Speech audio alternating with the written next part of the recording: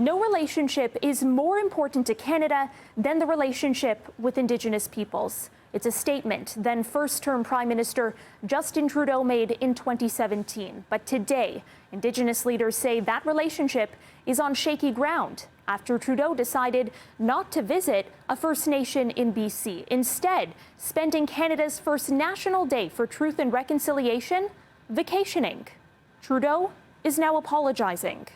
It was a day for Canadians to pause and reflect on the enormous loss and trauma our nation's colonial past has brought to Indigenous peoples.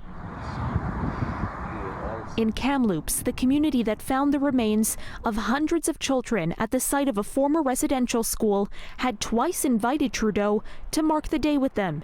Instead, the Prime Minister flew to Tofino to spend time with his family, a move many considered to be disrespectful and tone-deaf during a year of reckoning for Canadians. A spokesperson in the Prime Minister's office tells CityNews Trudeau reached out to Kamloops to Secwépemc Chief Roseanne Casimir Saturday and offered his apology.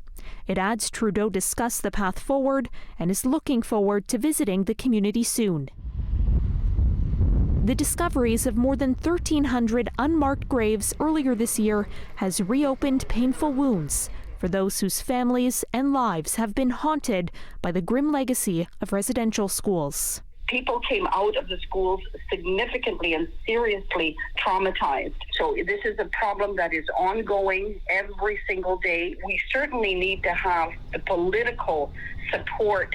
Indigenous advocates say Trudeau's apology is a welcome first step, but note the government's words have not matched its actions. Some damage has been done in the trust that was already on very, very, very thin ice.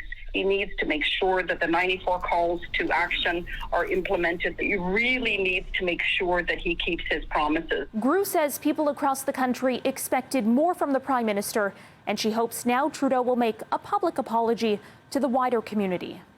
Caryn Ceolin, City News.